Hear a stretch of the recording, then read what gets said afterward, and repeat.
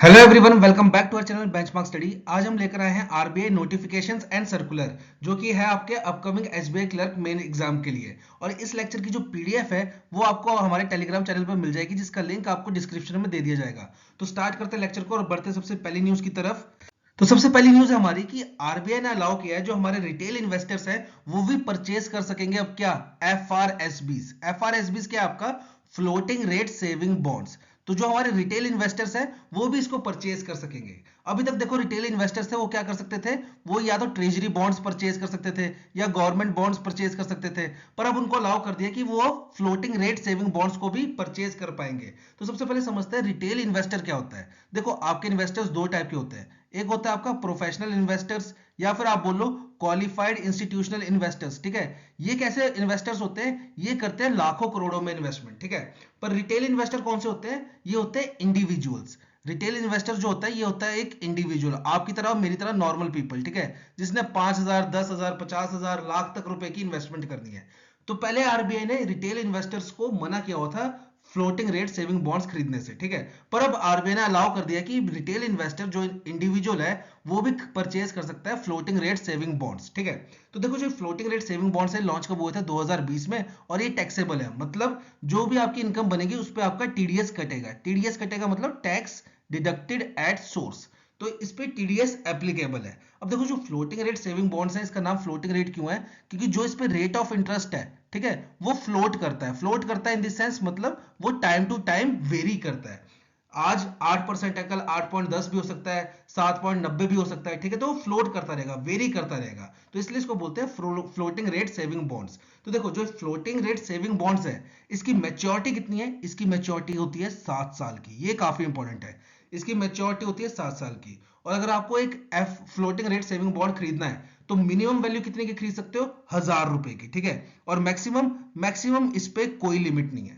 पर यहाँ पे देखो एक फ्लोटिंग रेट सेविंग बॉन्ड का एक घाटा होता है। वो क्या है घाटा, कि समझ लो आपने समझ लो 10 लाख रुपए का फ्लोटिंग रेट सेविंग बॉन्ड लिया है। ठीक है, तो आप इसको बीच में तुड़वा नहीं सकते। दूसरी बात, आप इसको बैंक में जाके इस पे लोन नहीं ले सकते। ठीक है, तो ये ट्रेडेबल नहीं है। इस पे आप 10 लाख आपको ये 7 साल बाद ही मिलेंगे। और जो इंटरेस्ट है, ठीक है, वो आपको सेमी एनुअली क्रेडिट होता है, मतलब साल में 2 बार ब्याज आपके खाते में आएगा। एक आएगा आपका जनवरी 1 को और एक आएगा आपका जुलाई 1 को। तो साल में 2 बारी आपके अकाउंट में इसका जो इंटरेस्ट है वो क्रेडिट होता है। और एट प्रेजेंट जो सेविंग बॉन्ड का इंटरेस्ट रेट है वो कितना है, 8.05%। पर ये फ्लोटिंग है, ये टाइम के साथ चेंज भी होता रहेगा। पर यहाँ पे आरबीआई ने एक चीज बोली है कि जो मर्जी जितना मर्जी चेंज हो, जो भी हमारा फ्लोटिंग रेट सेविंग बॉन्ड का इंटरेस्ट रहेगा वो हमेशा जो हमारा नेशनल सेविंग सर्टिफिकेट है उससे 0.35% ज्यादा ही मिलेगा आपको। ठीक है, पर यहाँ पे घाटा क्या है, एक तो इस पे टीडीएस कटेगा, दूसरा आप इस पे लोन नहीं ले सकते, तीसरा आप इसको बीच में तोड़वा नहीं सकते। देखो बीच में तोड़वा सकते हो, उसके लिए एक कंडीशन है। कंडीशन क्या है, आप प्री मैच्योर इसकी इनकैशमेंट करा सकते हो, पर उसके लिए कंडीशन क्या है, एज क्राइटेरिया है।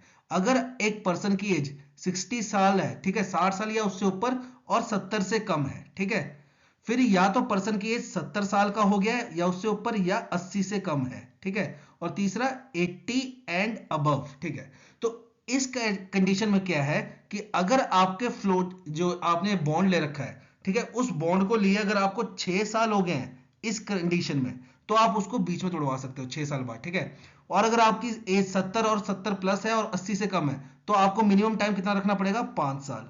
और अगर आपकी एज 80 और 80 अबव है तो आपको मिनिमम टाइम कितना रखना पड़ेगा, 4 इयर्स। इससे पहले आप तोड़वा नहीं सकते इसको। ठीक है, और जिसकी एज 60 साल से कम है उसको तो पूरे 7 साल इसको रखना ही पड़ेगा। ठीक है, और इसको अगर आपने परचेज करना है तो आप परचेज कैसे कर सकते हो, आपको एक अकाउंट खोलना पड़ेगा जिसका नाम है बीएलए अकाउंट। वो क्या है आपका, बॉन्ड लेजर अकाउंट। ठीक है, और ये कहां खुलेगा आपका, ये आपका खुलेगा रिटेल डायरेक्ट गिल्ट पे। ठीक है, रिटेल डायरेक्ट गिल्ट पे, ये कहां पे होता है आपका, ये होता है आपका आरबीआई की वेबसाइट है। ठीक है, आरबीआई की वेबसाइट है, वहां पे आपका ये अकाउंट खुलेगा। जैसे आप डीमैट अकाउंट खोलते हो ना, वैसे आपका ये बॉन्ड लेजर अकाउंट खुलेगा, फिर वहां पे जाके आप फ्लोटिंग रेट सेविंग बॉन्ड को परचेज कर सकते हो। फिर उसकी मैच्योरिटी कितनी है, 7 साल की है। अगर आपको बीच में तोड़वाना है तो आपकी एज क्राइटेरिया ये वाली होनी चाहिए। अगर आप 60 साल और 70 साल के बीच में हो, ठीक है, तो आपको कम से कम 6 साल रखना पड़ेगा ये बॉन्ड, ठीक है। अगर आपकी 70 साल और 80 के बीच में है तो आपको 5 साल रखना पड़ेगा, और अगर आप 80 प्लस हो तो आपको मिनिमम 4 साल ये बॉन्ड रखना ही पड़ेगा, ठीक है। इसका इंटरेस्ट साल में 2 बार मिलता है, एक आपका 1 जनवरी को, एक आपका 1 जुलाई को, ठीक है।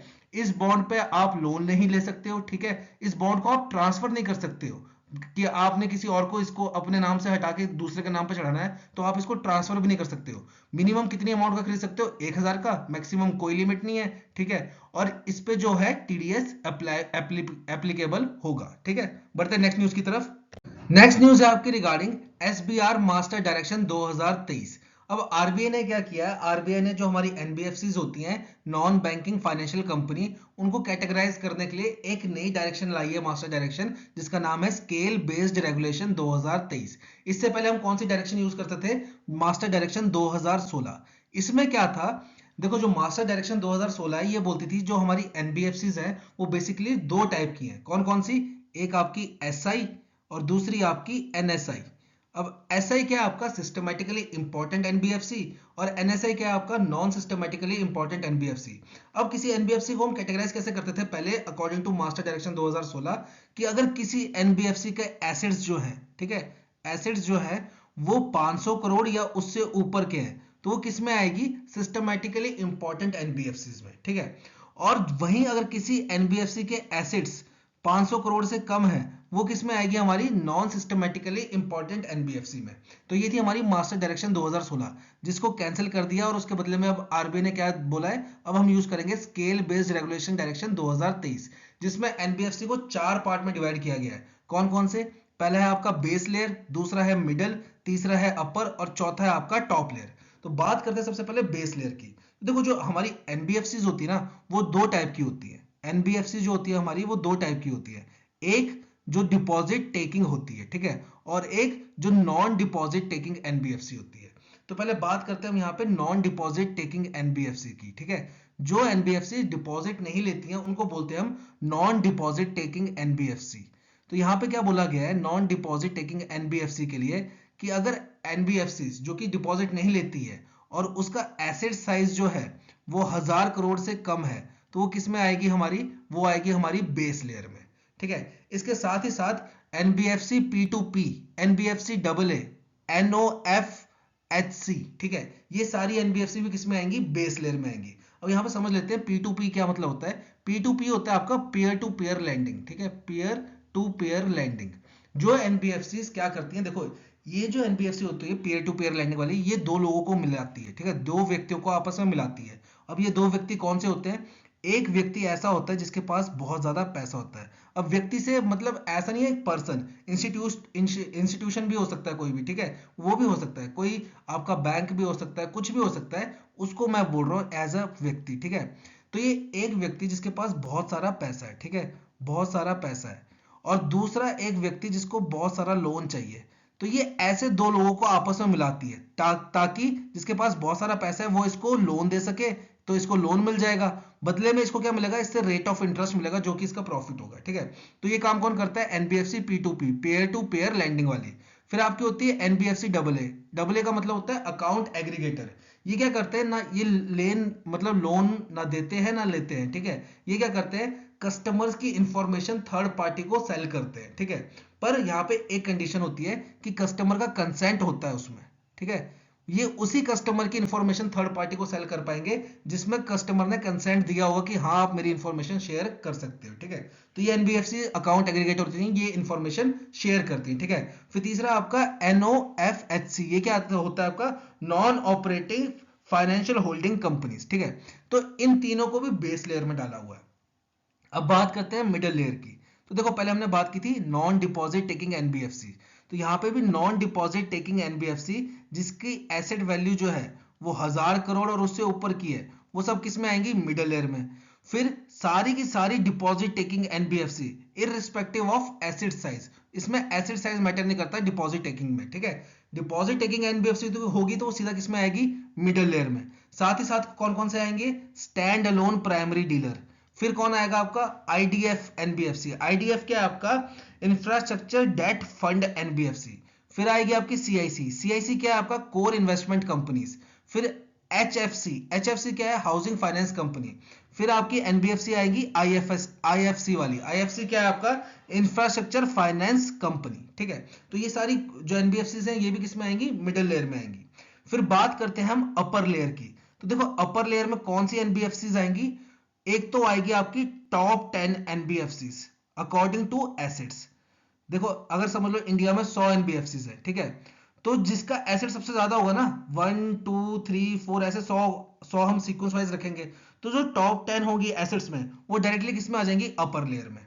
ठीक है, फिर क्या बोल रहे हैं टॉप 50 एनबीएफसी एक्सक्लूडिंग टॉप 10, जो हमने टॉप 10 पहले एसेट के हिसाब से डाल दी इसमें, उसको छोड़ के top 50 NBFC according to their exposure. ठीक है, उनका एक्सपोजर कितना है क्रेडिट पे लोन्स पे एक्सपोजर कितना है, तो वो टॉप 50 भी किस में आ जाएंगी अपर लेयर में। फिर जो पिछले साल अपर लेयर में रही होगी एनबीएफसी वो इस साल भी अपर लेयर में ही रहेगी। ये भी एक क्राइटेरिया है कि जो एनबीएफसी पिछले साल अपर लेयर में थी वो इस साल भी अपर लेयर में ही रहेगी। और चौथा पॉइंट है कि जो एनबीएफसी को ज्यादा रेगुलेशन की जरूरत हो, ठीक है, जिसपे रिस्क ज्यादा हो, जिसपे सुपरवाइजन करने की जरूरत ज्यादा हो, वो भी किस में आएगी अपर लेयर में आएगी। फिर लास्ट है हमारी टॉप लेयर। तो आरबीआई बोलता है टॉप लेयर हमारी वैकेंट रहेगी। ठीक है, टॉप लेयर में हम किसी भी एनबीएफसी को नहीं डालेंगे अनलेस कि किसी ने बहुत ही ज्यादा रिस्क हो जाए, जिसमें बहुत ही ज्यादा रिस्क हो एनबीएफसी में और जिसको सुपरविजन की बहुत ही ज्यादा जरूरत हो, अनलेस तब तक हम इसमें टॉप लेयर में कोई भी एनबीएफसी को इंक्लूड नहीं करेंगे। ठीक है, तो ये था हमारा master direction on NBFC categorization, जिसका नाम है स्केल बेस्ड रेगुलेशन डायरेक्शन 2023, और इसने रिप्लेस किसको किया है मास्टर डायरेक्शन 2016 को। बढ़ते हैं नेक्स्ट स्लाइड की तरफ। नेक्स्ट न्यूज है आपकी रिगार्डिंग गोल्ड लोन लिमिट के बारे में। अब यहाँ पे आरबीआई ने क्या किया है, आरबीआई ने अर्बन कोऑपरेटिव बैंक के गोल्ड लोन की लिमिट को क्या कर दिया है डबल कर दिया है। कौन सी कैटेगरी में, बुलेट रीपेमेंट की कैटेगरी में। अब इसको समझते हैं है क्या चीज। देखो जब भी आप बैंक में जाओगे गोल्ड लोन लेने, ठीक है, तो गोल्ड लोन में आपको दो ऑप्शन मिलते हैं। एक मिलता है आपको ईएमआई ऑप्शन, ठीक है, दूसरा मिलता है आपको बुलेट ऑप्शन। अब ईएमआई तो हम सब समझ रहे हैं क्या होता है, ठीक है, कि प्रिंसिपल और इंटरेस्ट आप मंथली कुछ कुछ किस्तों में देते रहते हो। ठीक है, ईएमआई में। तो ईएमआई की फुल फॉर्म क्या है, इक्वेटेड मंथली इंस्टॉलमेंट, मतलब आप हर मंथ कुछ पैसा दे रहे हो ताकि 2 साल बाद या 3 साल का जितना का भी लोन है तो 3 साल बाद आपका लोन खुद खत्म हो जाए थोड़े थोड़े पैसे देके। पर बुलेट के ऑप्शन में क्या होता है, बुलेट रिपेमेंट ऑप्शन में क्या होता है, समझ लो आपका लोन है 2 साल का, तो 2 साल में आपने कुछ भी पैसा नहीं देना है बीच में, पर जैसे 2 साल खत्म होंगे आपको प्रिंसिपल प्लस इंटरेस्ट पूरा इकट्ठा एक साथ देना है। तो बुलेट में क्या है, आपको 2 साल जितने टाइम का भी लोन है बीच में आपको 1 रुपया भी नहीं देना है, बस उस टेन्योर के एंड में आपको प्रिंसिपल प्लस इंटरेस्ट एक साथ बैंक को रिपे करना है। तो आरबीआई ने क्या किया है कि जो आपके अर्बन कोऑपरेटिव बैंक्स थे उसकी लिमिट रखी थी 2 लाख रुपए की। ठीक है, बुलेट के केस में, बुलेट का अगर आप गोल्ड लोन कर रहे हो बुलेट ऑप्शन में, तो अर्बन कोऑपरेटिव बैंक की लिमिट थी सिर्फ 2 लाख रुपए की। अब उसको बढ़ा के कितना कर दिया है, 4 लाख कर दिया। ठीक है, वो 4 लाख तक का गोल्ड लोन कर सकते हैं बुलेट रिपेमेंट ऑप्शन के तहत। पर ये हर अर्बन कोऑपरेटिव बैंक नहीं कर सकता, ये सिर्फ वही अर्बन कोऑपरेटिव बैंक कर सकते हैं जिन्होंने अपने पीएसएल टारगेट को अचीव कर लिया 31 मार्च 2023 तक। ठीक है, अब क्या है, देखो जो हमारे अर्बन कोऑपरेटिव बैंक्स है इसमें भी पीएसएल टारगेट्स इंप्लाई हो गए, ठीक है, अप्लाइड हो गए। अब पीएसएल होता है क्या, आपका प्रायोरिटी सेक्टर लैंडिंग। इस पे मैंने पूरी एक अलग से वीडियो बनाई है, वो आपको हमारे बैंकिंग अवेयरनेस की प्लेलिस्ट में मिल जाएगी। यहाँ पे मैं हल्का सा ब्रीफ करता हूँ। तो देखो पीएसएल टारगेट में होता क्या, बेसिकली समझ लो एक बैंक है वो 100 रुपए का लोन कर रहा है पूरे साल में, तो आरबीआई बोलता है कि ये 100 रुपए पूरे के पूरे किसी बड़े बिजनेसमैन को ना दे दे और उससे अच्छा खासा इंटरेस्ट ना ले ले, ताकि हमारे बाकी सेक्टर पीछे ना रह जाए। तो बैंक पे ये प्रेशर डालता है या इसको मैंडेटरी बोलता है कि आपको 100 में से कुछ परसेंट लोन जो है, ठीक है, 100 रुपए में से कुछ परसेंट लोन आपको प्रायोरिटी सेक्टर लैंडिंग में जो एरियाज है उसमें आपको लोन देना पड़ेगा। जैसे आपका एग्रीकल्चर आ गया इसमें, ठीक है, फिर आपका वीकर सेक्शन आ गया, ठीक है, फिर एमएसएमई आ गया आपके, वो सब ये किस में आ रहे हैं, प्रायोरिटी सेक्टर लैंडिंग में। तो मतलब 100 रुपए में से कुछ लोन आपको एग्रीकल्चर में करना पड़ेगा, कुछ वीकर सेक्शन में, कुछ एमएसएमई को देना पड़ेगा। ये नहीं कि 100 का 100 आपने किसी बड़े बिजनेसमैन को दिया और उसे 14-15% रेट ऑफ इंटरेस्ट चार्ज किया और प्रॉफिट कमा लिया, ऐसा नहीं, आपको सभी को लोन देना पड़ेगा। तो जैसे बैंक के लिए पीएसएल टारगेट कितना है, 40%, ठीक है, फिर आपका जो स्मॉल पेमेंट बैंक्स हैं, ठीक है, फिर दूसरे बैंक से उनको कितना है 75% है। तो वैसे ही अब अर्बन कोऑपरेटिव बैंक्स पे भी पीएसएल टारगेट लगा दिया गया है, और वो कितना है कि देखो आपको 31 मार्च 2023 तक कितना करना था, 60% अचीव करना था। मतलब जितना भी आप लोन दे रहे हो उसका 60% पीएसएल में देना था। वही टारगेट आपका 31 मार्च 2024 का रखा है कि आप जितना भी लोन दे रहे हो उसका 60% आपको किस में देना पड़ेगा, पीएसएल कैटेगरी में देना पड़ेगा। वहीं 31 मार्च 2025 तक आपको ये 60 से बढ़ा के 65 करना है, और 2026 तक आपको ये 65 से बढ़ा के 75% करना पड़ेगा, ठीक है। तो ये होते हैं आपके पीएसएल टारगेट। तो जिस बैंक ने 31 मार्च 2023 तक अपना पीएसएल टारगेट 60% का अचीव किया है, वो ही 2 लाख के बदले 4 लाख का गोल्ड लोन दे पाएगी बुलेट ऑप्शन के तहत, अर्बन कोऑपरेटिव बैंक। तो ये है आपकी news regarding gold loan limit, ठीक है। तो उन्हीं अर्बन कोऑपरेटिव बैंक की लिमिट डबल की गई है जिसने 60% का पीएसएल टारगेट अचीव कर लिया था 31 मार्च 2023 तक। और 31 मार्च 2024 का भी टारगेट कितना है, 60%। और 2026 तक ये कितना हो करना है अर्बन कोऑपरेटिव बैंक्स को, 75%, जो कि बाकी बैंक्स का भी है। किसका, स्मॉल फाइनेंस बैंक का हो गया, आपके पेमेंट बैंक हो गए, आरआरबीज हो गए, उनको भी 75% अपना किस में करना पड़ता है, पीएसएल कैटेगरीज में। जो पब्लिक सेक्टर बैंक है उनको कितना करना पड़ता है, 40% पीएसएल कैटेगरी में। तो ये आप एक बारी प्रायोरिटी सेक्टर लैंडिंग की वीडियो देखोगे प्लेलिस्ट में जाके तो आपको पूरा डिटेल में क्लियर हो जाएगा। बढ़ते हैं नेक्स्ट न्यूज की तरफ। नेक्स्ट न्यूज है आपकी रिगार्डिंग पीआईडीएफ स्कीम के ऊपर। अब देखो आरबीआई ने क्या किया है, पीआईडीएफ स्कीम जो थी उसको एक्सटेंड कर दिया है। तो सबसे पहले समझते हैं पीआईडीएफ स्कीम है क्या चीज। देखो पीआईडीएफ क्या आपका एक फंड है जिसका फुल फॉर्म क्या है, पेमेंट इंफ्रास्ट्रक्चर डेवलपमेंट फंड। इसको आरबीआई ने लॉन्च किया था जनवरी 2021 में, और ये लॉन्च किया गया था सिर्फ 3 सालों के लिए। पर रिसेंटली आरबीआई ने क्या किया, इसको 2 साल से एक्सटेंड कर दिया है। अब इसकी डेडलाइन कितनी है, 31 दिसंबर 2025। अब देखो ये जो फंड बनाया गया था, इसका मेन ऑब्जेक्टिव क्या था, to promote digital transaction, to promote digital transaction. और इसका मेन फोकस पॉइंट क्या था, मर्चेंट्स, जो भी आपके दुकानदार हैं वो थे इनका मेन फोकस पॉइंट। क्यों, क्योंकि देखो हम दुकान पे जाते हैं, हम 100 रुपए का सामान लेते हैं, उसको बदले में 100 रुपए का नोट देते हैं। पर आरबीआई क्या चाहता है कि हम ये जो लेन देन कर रहे हैं, ये पैसे जो है फिजिकली फॉर्म में ना दें, उसको डिजिटली फॉर्म में दें। इसलिए आरबीआई क्या कहता है मर्चेंट्स को कि आप अपनी दुकान पे पीओएस लगाइए, ठीक है, पॉइंट ऑफ सेल एक मशीन होती है छोटी सी जिसमें आप कार्ड स्वैप करते हो। या तो आप अपनी दुकान पे पीओएस लगाइए या अपनी दुकान पे क्यूआर कोड लगाइए, ठीक है। और जो भी खर्चा आएगा वो सारा आपको बेयर नहीं करना पड़ेगा, हम सब्सिडाइज करके देंगे, और कुछ खर्चा आपको जो रिफंड कर देंगे, रीपे कर देंगे through this fund, payment infrastructure development fund के तहत हम आपकी पीओएस मशीन और क्यूआर कोड लगाने में मदद करेंगे, और जो खर्चा आएगा वो हम बेयर करेंगे, ठीक है। तो ये फंड इसलिए बनाया गया था। अब 2021 में क्या हुआ, एक पीएम स्वनिधि स्कीम आई थी जिसमें क्या था, स्ट्रीट वेंडर्स को लोन दिया जा रहा था। और ये लोन 3 किश्तों में दिया जाता है। मतलब सबसे पहले आपको लोन दिया जाएगा 10,000 रुपए का, फिर आपने इसको अच्छे से चलाया और इसको रीपे कर दिया तो आप नेक्स्ट लोन ले सकते हो 20,000 का। फिर आपने ये भी अच्छे से चलाया और इसको रीपे कर दिया तो आप फिर तीसरा लोन ले सकते हो 50,000 का, ठीक है। तो ऐसे 3 तरीके से आप लोन ले सकते थे। तो अब इस ये पीआईडीएफ ने क्या किया, जो भी लोग थे जिन्होंने स्वनिधि स्कीम के तहत लोन लिया था, ये क्या थे, स्ट्रीट वेंडर्स थे। मतलब या तो छोटी मोटी रेडी लगाते थे या इनकी छोटी मोटी दुकान थी, ठीक है। पर ये क्या करते थे, कस्टमर को कुछ ना कुछ चीज बेचते थे, ठीक है। रेडी लगाइए, समझ लो आलू प्याज की भी रेडी लगाई है तो वो कुछ ना कुछ कस्टमर को बेच रहे हैं। तो पीआईडीएफ ने क्या कहा, जो भी लोगों ने इस स्कीम के तहत लोन लिया है वो सारे के सारे पीआईडीएफ स्कीम के अंडर आ जाएंगे। और आप भी अपनी जो स्ट्रीट वेंडर्स, जो भी आपकी शॉप है छोटी मोटी या रेडी है, उस पर आप या पीओएस लगाओगे या क्यूआर कोड लगाओगे, ठीक है। और जो भी खर्चा आएगा वो पीआईडीएफ फंड के थ्रू आपको रिएम्बर्स किया जाएगा।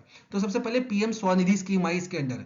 अब क्या हुआ है, रिसेंटली एक और स्कीम इसके अंडर आ गई है, वो है आपकी विश्वकर्मा स्कीम, ठीक है, जिसको रिसेंटली किसने लॉन्च किया है, मिनिस्ट्री ऑफ एमएसएमई ने, ठीक है। और कब लॉन्च किया है, सितंबर 2023 में। अब इसमें क्या किया गया है, देखो इसमें टोटल आपके 18 सेक्टर ऐसे आइडेंटिफाई किए गए हैं जिसमें लोग जो है वो सिलेक्ट किए जाएंगे। अब वो सेक्टर कौन कौन से, जैसे कारपेंटर हो गया, बार्बर हो गया, ठीक है, फिर आपका टेलर हो गया, वॉशरमैन हो गया, ब्लैक स्मिथ हो गया, गोल्ड स्मिथ हो गया।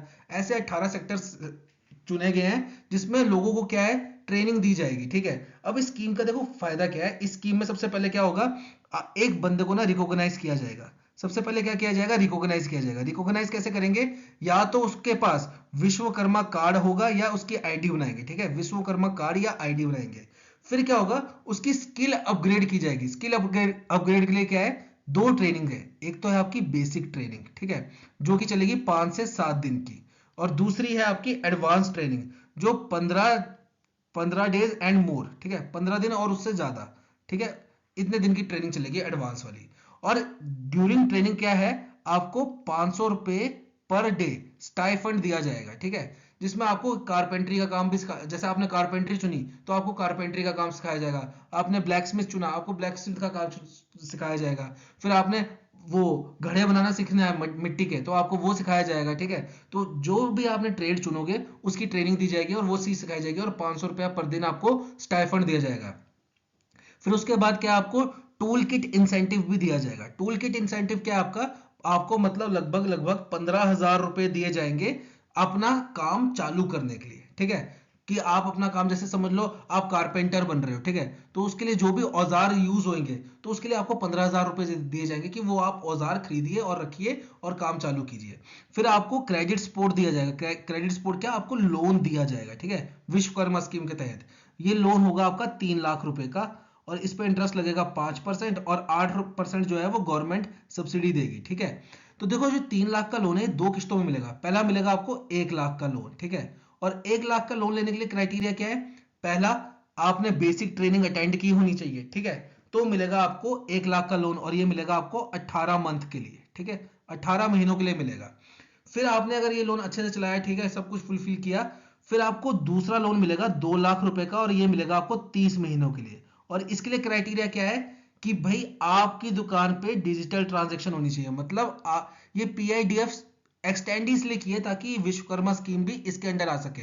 आप अपनी दुकान पे जैसे आपने समझ लो कारपेंटर की दुकान खोली तो आप जो पेमेंट रिसीव करोगे वो डिजिटली करोगे, मतलब आपकी दुकान पे पीओएस होना चाहिए या क्यूआर कोड होना चाहिए। और वो कहां से लोगे आप, थ्रू पीआईडीएफ स्कीम के तहत, ठीक है।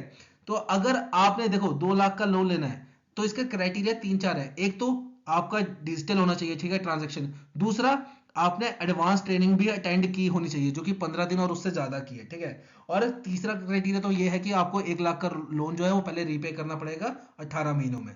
तो ये सब क्राइटेरिया फुलफिल करते हो तो आपको 2 लाख का लोन और मिलेगा अंडर विश्वकर्मा स्कीम। तो यहाँ पे 3 चीजें पढ़ ली हमने, एक पीआईडीएफ फंड के बारे में, दूसरा स्वनिधि स्कीम के बारे में, तीसरा विश्वकर्मा स्कीम के बारे में। बढ़ते हैं नेक्स्ट स्लाइड की तरफ।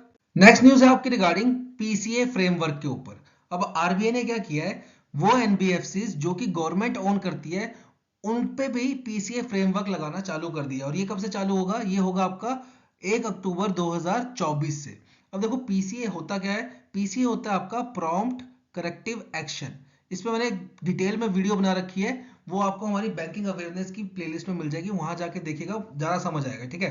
तो ये प्रॉम्प्ट करेक्टिव एक्शन क्यों लगाया जाता है, ताकि जो बैंक है हमारे या एनबीएफसीज है वो हमारी बैंकरप्ट ना हो जाए या डिफॉल्ट ना कर जाए कल को, इसलिए पीसीए फ्रेमवर्क लगाया जाता है उनपे। अब ये पीसीए फ्रेमवर्क क्या बोल रहा है कि जो हमारी एनबीएफसी है, गवर्नमेंट ओन्ड एनबीएफसी, इसको अपना CRAR capital to risk weighted ratio जो है वो कितना मेंटेन करना है, ये मेंटेन करना है इसको 15%। अब ये CRAR होता क्या है, ये होता है आपका कैपिटल अपॉन रिस्क। रिस्क किसका, ये रिस्क कैलकुलेट होता है जो आपने लोन दिए होते हैं वो कल को डिफॉल्ट करेंगे तो उस पर कितना रिस्क कैलकुलेट होएगा वो आता है वैल्यू नीचे। और कैपिटल क्या होती है, टियर 1 टियर 2 कैपिटल, ठीक है। ये पूरी वीडियो में आपको उधर मिल जाएगी बैंकिंग अवेयरनेस में, इसलिए मैं डिटेल में नहीं समझा रहा हूँ।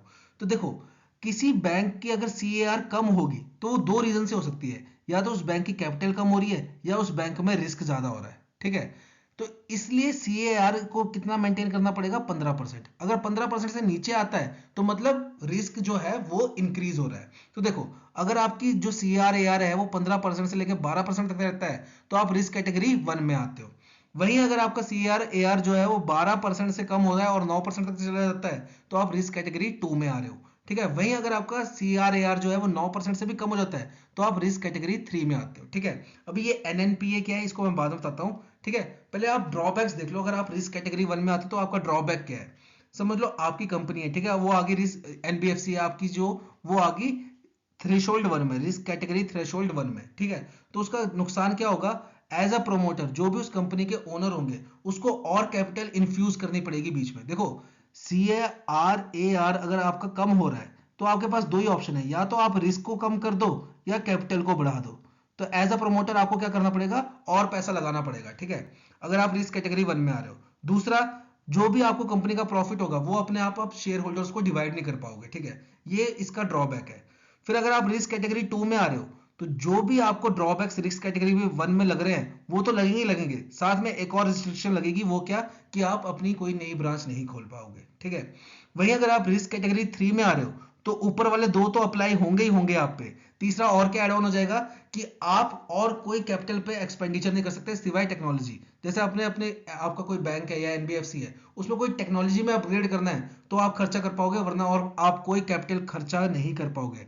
मतलब कोई भी एक्स्ट्रा कैपिटल एक्सपेंडिचर, समझ लो पिछले साल आपको बैंक चलाने में खर्चा आ रहा था 1 करोड़ रुपया, तो आप इस साल उसको 1.5 करोड़ नहीं कर पाओगे, ठीक है। आपको वही खर्चा रखना पड़ेगा अनलेस कि आप कोई अपना टेक्नोलॉजी के ऊपर खर्चा कर रहे हो, ठीक है। दूसरी रिस्ट्रिक्शन क्या लग जाएगी, आप रिक्रूटमेंट नहीं कर पाओगे, नहीं, ठीक है, तो वो भी आपकी रिस्ट्रिक्शन लग जाएगी अगर आप कैटेगरी 3 में आ रहे हो, ठीक है। अब यहाँ पे समझते हैं एनएनपीए क्या है, ठीक है। देखो ये 6% से कितना होना चाहिए ज्यादा और 9% से कम। एनपीए जो है वो 6% से ज्यादा होना चाहिए, 9% से कम, ठीक है। वैसे तो कहते हैं कि एनपीए 6% से ज्यादा नहीं होना चाहिए, ठीक है, पर अगर आप कैटेगरी 1 में आ रहे हो तो 6% से ज्यादा कर सकते हो, 9% से कम। अब ये एनएनपीए है क्या, देखो एनएनपीए होता है, पहले समझते हैं एनपीए क्या होता है। एनपीए होता है आपका नॉन परफॉर्मिंग एसेट, ठीक है। अब ये क्या होता है, जो लोन जिससे आपको पैसा वापस नहीं आता है, ठीक है, वो क्या होता है एनपीए। ये भी आपको सब कुछ मैंने ये बैंकिंग अवेयरनेस वाली उसमें पढ़ा रखा है प्लेलिस्ट में, वहां देख लीजिएगा, मैं हल्का सा बता देता हूँ। तो देखो एनपीए, अब समझ लो जैसे 1 अप्रैल को फाइनेंशियल ईयर स्टार्ट होगा, 1 अप्रैल को हमारा 2024 को फाइनेंशियल ईयर स्टार्ट होगा, तो हर फाइनेंशियल इंस्टीट्यूशन क्या करता है, समझ लो वो 10 रुपए रख रहा है अपने पास एज अ, अलग से बजट से अलग से 10 रुपए रखता है। ये क्यों रखता है कि कल को कोई लोन खराब होता है, एनपी होता है, तो वो ये 10 रुपए यहां से उसमें डाल देगा ताकि हमारी बैलेंस शीट बराबर हो जाए, ठीक है। तो अब यहां पे क्या होता है, एक होता है आपका ग्रॉस एनपीए, ठीक है, ग्रॉस एनपीए, एक होता है आपका नेट एनपीए। अब इन दोनों फर्क क्या होता है, समझ लो जैसे ये अप्रैल 2024 वाली बात कर रहा हूं मैंने 10 रुपए रख लिए अलग से अपने जो भी एनपीए होंगे उनको कंपनसेट करने के लिए, ठीक है। पर जब मेरा फाइनेंशियल ईयर खत्म हुआ, ये खत्म कब होगा, 31 मार्च 2025 को, तब मैंने कैलकुलेट किया, तब मैंने देखा यार मेरा एनपीए टोटल कितना था, 100 रुपए का, तो मेरा ग्रॉस एनपीए कितना होगा, 100 रुपए, पर मेरा नेट एनपीए कितना होगा, 90 रुपए। क्यों, क्योंकि ये मैंने 10 रुपए रखे तो थे अपने एनपीए को कंपनसेट करने के लिए, पर एनपीए मेरा कितना का हुआ, 100 रुपए का, मैंने रखे कितने थे, 10, तो ये 10 इसमें से मैं माइनस कर दूंगा, तो मेरा नेट एनपीए कितना हुआ, 90 रुपए। तो ये होता है आपका एनएनपीए, ठीक है। तो एनएनपीए वाला याद करना इतना जरूरी नहीं है मेरे ख्याल से, पर ये सीआरएआर वाला याद रखना, ठीक है। और ये आपका किस पे चालू हो जाएगा, अब गवर्नमेंट ओन एनबीएफसी, और मेनली चार आपकी जो मोस्ट इंपॉर्टेंट 4 एनबीएफसी हैं गवर्नमेंट ओन, वो कौन कौन सी है, एक आपकी पीएफसी पावर फाइनेंस कॉर्पोरेशन, एक आपकी आरईसी रूरल इलेक्ट्रिफिकेशन कॉर्पोरेशन, तीसरी है आपकी आईआरएफसी जिसने आजकल स्टॉक मार्केट में बहुत ज्यादा हंगामा मचा रखा है, ठीक है। अभी 10-15 दिन 20 दिन पहले 100 रुपए का शेयर था, अब 175 में पहुंच गया है, ठीक है।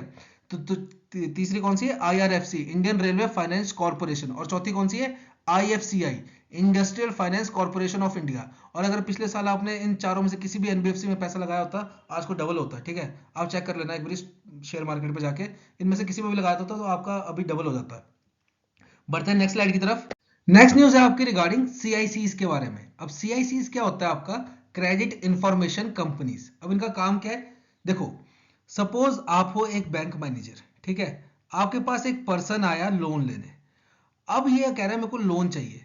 अब आपको कैसे पता है इस पर्सन का और कहीं लोन है कि नहीं है, आप कैसे पता लगाओगे कि इस पर्सन ने और किसी बैंक में लोन ले रखा है कि नहीं ले रखा है, वो पता चलता है आपको इस पर्सन के पैन नंबर से।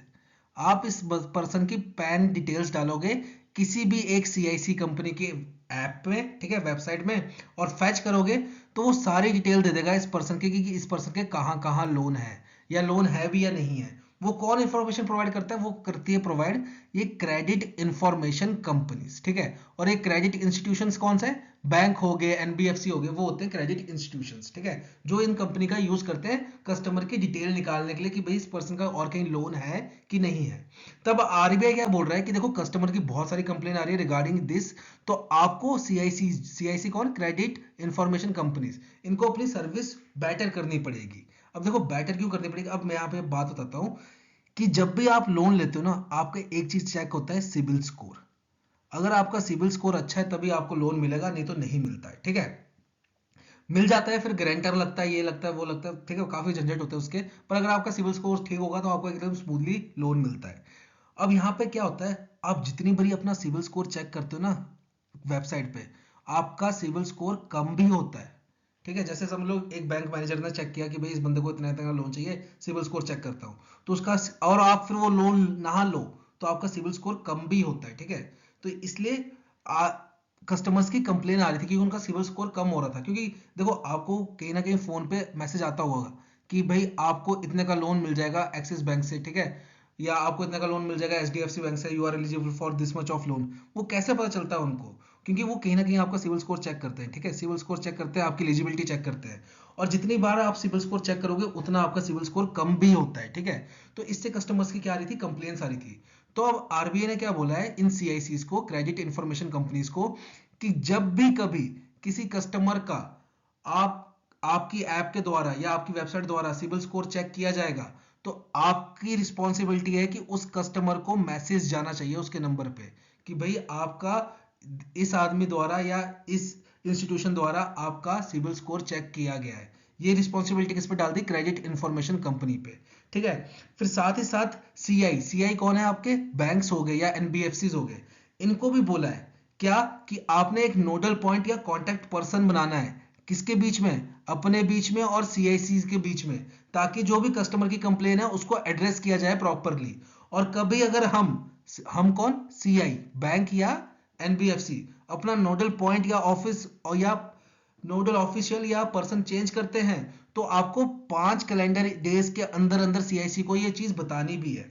फिर साथ ही साथ सीआईसी को आरबीआई ने मैंडेटरी बोला है कि आप साल में एक फुल क्रेडिट रिपोर्ट, जिसको आप सिविल रिपोर्ट भी बोलते थे, वैसे सिविल पता होता नहीं है, सिविल कंपनी का नाम है। ठीक है, आपके इंडिया में 4 ही सीआईसी है, क्रेडिट इंफॉर्मेशन कंपनी, एक सिविल, एक इक्विफैक्स, एक एक्सपीरियन, एक high mark credit information services. SBI में ये दो यूज होती है मैक्सिमम। ठीक है, ये सिविल और हाई मार्क, ठीक है, जिसको क्रिफ भी बोलते हैं आप, क्रिफ रिपोर्ट। ठीक है, तो अब देखो सिविल जो है वो कंपनी का नाम है। ठीक है, हम सिविल स्कोर तो बोल देते हैं, वो सिविल कंपनी का नाम है, ये इंडिया की पहली कंपनी है। ठीक है, 2000 में लॉन्च हुई थी। ठीक है, तो सिविल तो कंपनी का नाम है। वैसे बेसिकली क्या होता है, आपका स्कोर निकलता है, क्रेडिट रिपोर्ट निकलती है, जो जिसको हम सिविल बोल रहे होते हैं वो असली में क्या होती है, क्रेडिट रिपोर्ट। तो अब आरबीआई ने क्या बोला है कि सीआईसी को साल में एक फ्री क्रेडिट रिपोर्ट प्रोवाइड करनी है कस्टमर को। ठीक है, साल में एक बार। और पता है कभी कभी क्या होता है, जैसे मैं अपनी बात बताता हूँ, मैंने अपने 3.5 साल की सर्विस में 5-6 केस ऐसे देख लिए हैं कि कोई कस्टमर आता है लोन लेने, ठीक है, फिर उसका पैन कार्ड हम फैच करते हैं और उसमें ना एक लोन आ रहा होता है और वो कस्टमर कहता है ये मेरा है ही नहीं। वो क्या होता है, वो होती है कहीं ना कहीं ह्यूमन एरर, कि किसी और के अकाउंट में गलती से इनका पैन कार्ड लग जाता है। तो वो क्या करना पड़ता है, फिर ये पैन कार्ड वाले को मेल करना होता है, ठीक है, क्रिप वालों को मेल करना होता है, और ये लोन ना पहले तो बैंक में जाके आप हटाओगे। ठीक है, जिस बैंक में लगा होगा उधर जाके ये पैन कार्ड अपना हटवाओगे, फिर ये रिपोर्ट में भी हटाएंगे, सीआईसी जो है ये अपनी रिपोर्ट में भी हटाएंगे। पर ये कंप्लेन जितना डिले करोगे तो आपको ये सीआईसी को पेनल्टी भी देनी पड़ेगी 100 रुपए की। ये आरबीआई ने एक नया क्लॉज डाल दिया है कि अगर आप कस्टमर की ग्रीवेंस टाइम पे रिजॉल्व नहीं कर रहे हो तो आपको 100 रुपए की पेनल्टी भी देनी पड़ेगी डेली, पर डे के हिसाब से। ठीक है, तो ये थी आज की हमारी कुछ न्यूज़। मिलते हैं जल्द आपको नेक्स्ट वीडियो के साथ। Till then have a nice day.